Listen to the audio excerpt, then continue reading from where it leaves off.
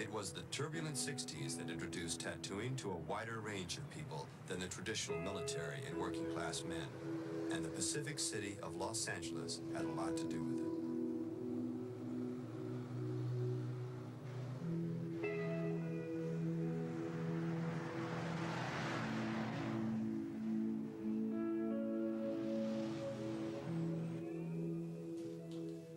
The anti-war movement, sexual revolution, very strong youth culture. All these things combined to make the climate right for the introduction of tattooing to a whole new type of client, the children of the middle class.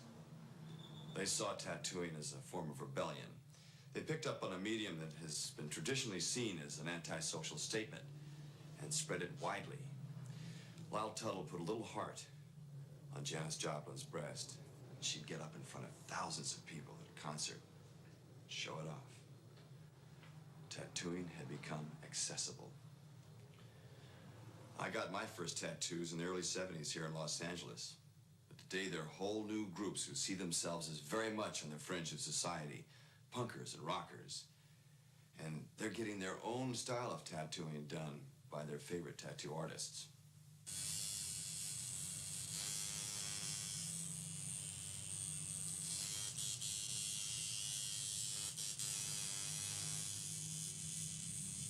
Bob Roberts has been a pro musician, and his clientele has included a number of today's prominent rock stars. Brian Setzer of the Stray Cats, members of the British group The Clash.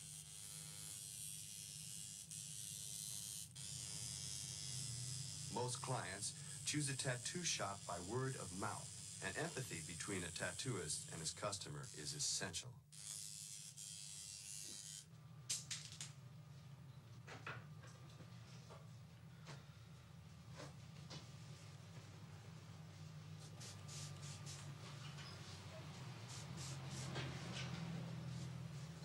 That's all done. You can stand up and take a look at that.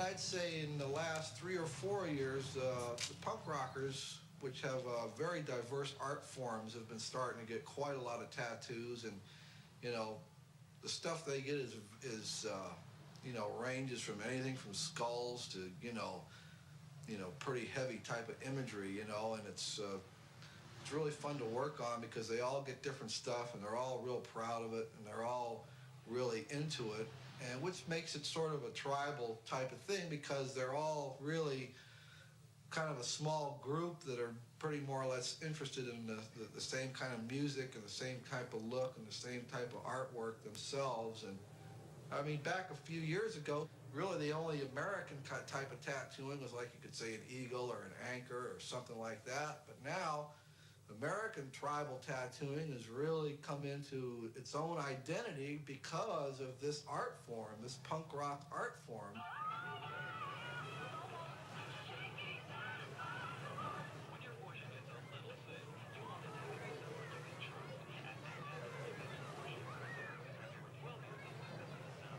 Bob's partner is a young tattooist who has been particularly influenced by the traditional work being done in the Pacific Basin area. Leo Zuleta is developing a new style of tattooing. He calls it neo-tribal.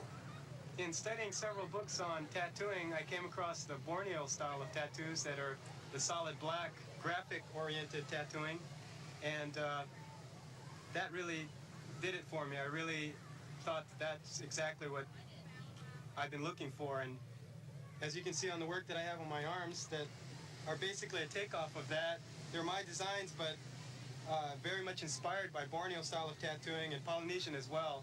This work's been done on me by Ed Hardy. And the bolder tattooing, I feel it's better as far as wearability of tattooing. It lasts a lot longer. And I just prefer the bold work a lot better, as you can see on my back.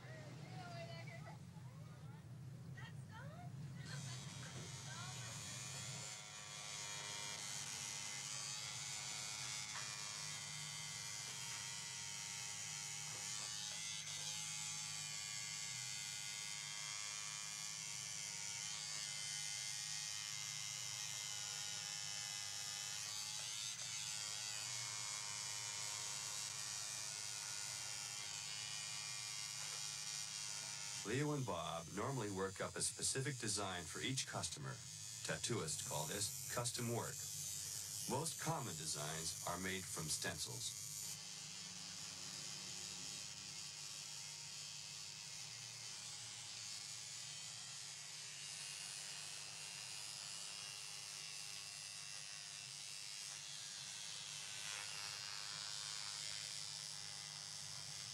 People that are getting this type of work are realizing that it's not so much how much detail and how many lines and how many colors you could pack into something, but it's what you're saying with a piece.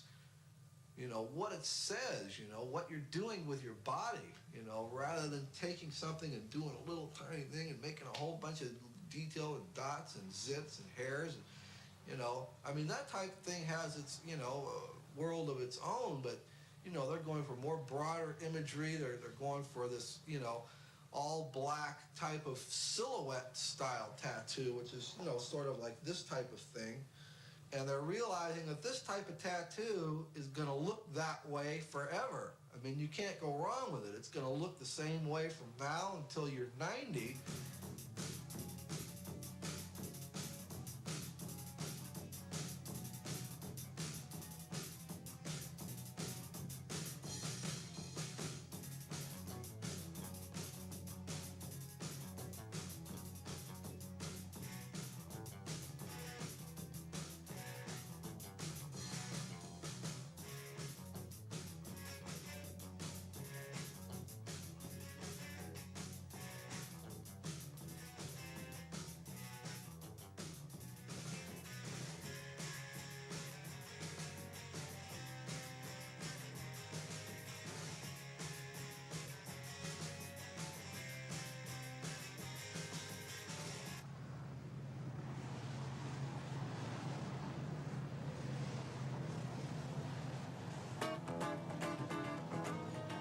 East Los Angeles, an area of predominantly new Americans who still retain strong Latin values, among them a sense of community and family.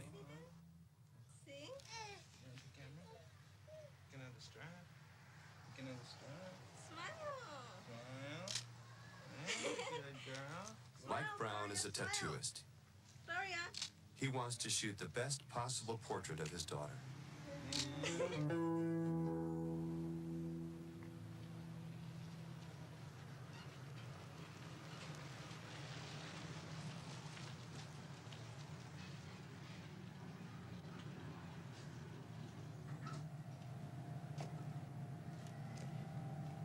Mike works at a local tattoo parlor which is renowned in the neighborhood for its special black fine line work. This evening, Mike is to be tattooed by his partner, Jack Rudy. I just like the look of black and various shades of gray and flesh.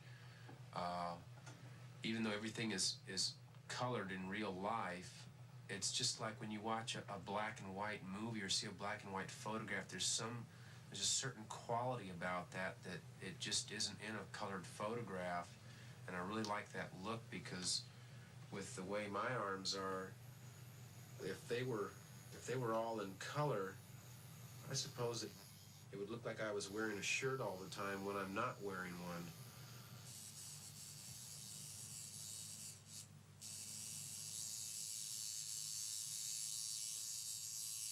Mike has brought along the photo of his daughter. It has been enlarged and the outline transferred by stencil onto his leg.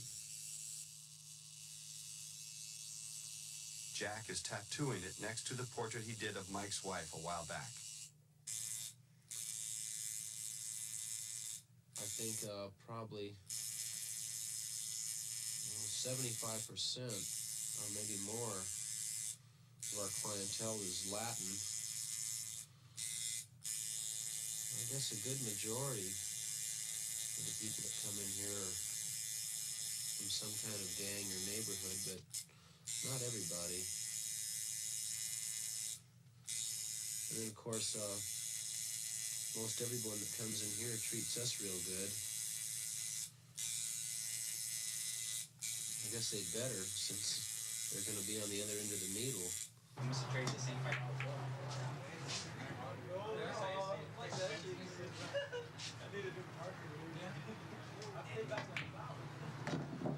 Yeah. only style of the East LA tattooing has its specific roots, the local prisons. We did the kind of tattooing that wasn't available anywhere else except in prison. Colors in prison are non-existent. There's no way to get a hold of them. I've heard of people burning Bible paper and using the ashes and mixing that and making their own ink.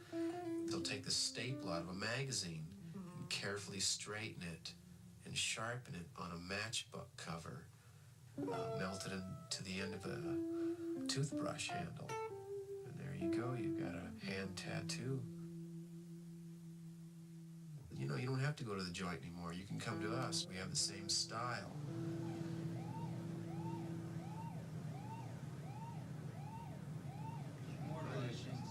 What do you think of the finished product? It kind of looks like her. It's just a little red right now, but that's exact. Mother and daughter. So where are you gonna go? We're gonna put you on the other side? No, I'm just gonna have her in the case. Well, that way, if you ever lose them at Disneyland or something, wouldn't that be a trip? Well, you got any pictures of them? Well, no. Oh, yeah, I do, right here. Tattooists have always had to adapt to the difficulty of working on small three-dimensional surfaces. A human body has only one area on which they can work on an extended canvas, the back.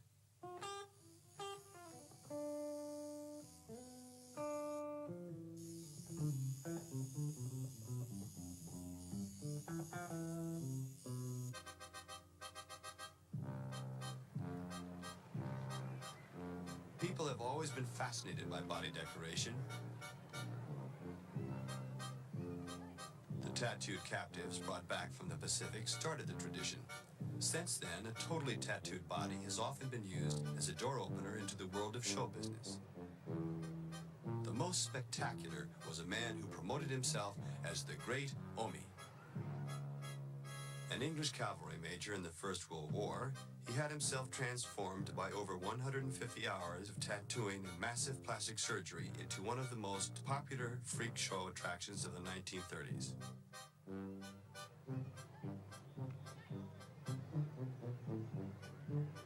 Lyle Tuttle has a particular interest in sideshow tattooing.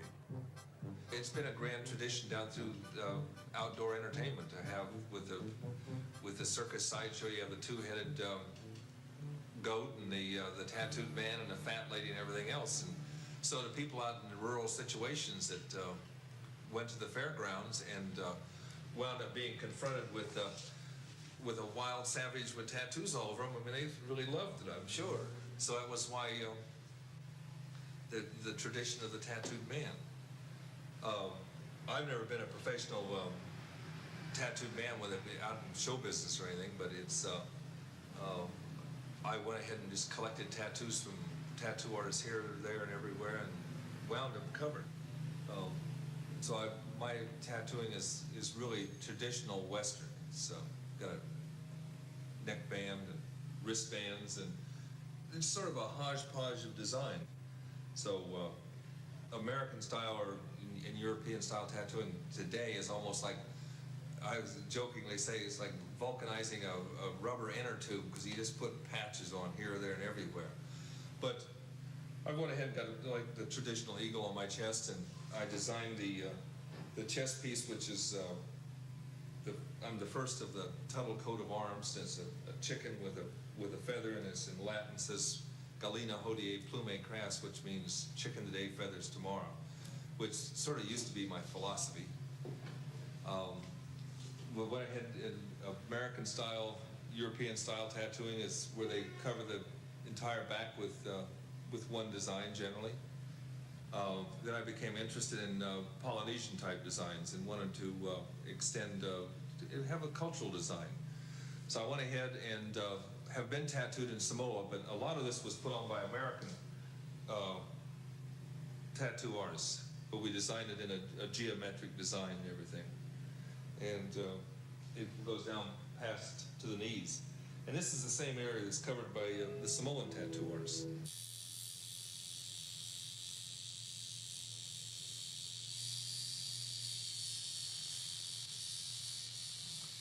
I got my first tattoos here at the shop on Sunset Strip when Lyle used to run it. These 3 stars on my arm mean many, many things to me. A star is the oldest nautical symbol in the world.